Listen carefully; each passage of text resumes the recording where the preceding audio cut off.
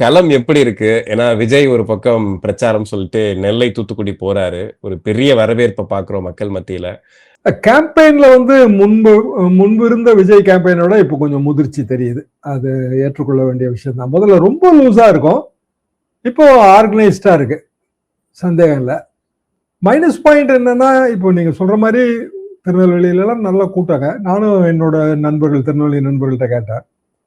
Crowd pulling எல்லாம் ரொம்ப நல்லா இருந்ததுங்க. பட் வேட்பாளரை அறிமுகம் பண்ணல. இதெல்லாம் மைனஸ் ம். பாயிண்ட். அதாவது ஒரு தேர்தல்னா இதெல்லாம் சடங்கு மாதிரி. வேட்பாளர் அறிமுகம் பண்ணணும். இத்தனைக்கும் அந்த திருநெல்வேலி வேட்பாளர் நல்லா செலவு பண்ணக்கூடிய ஒருவர் தான்.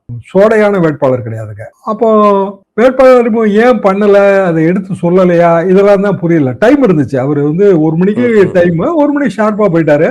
அப்புறம் அவருக்கு நல்ல டைம் இருந்துச்சு. அந்த பஸ்ல அப்படியே வேட்பாளர்களை ஏற்றிட வேண்டியதானே. அதுல என்ன பெரிய சிரமம் இருக்கு?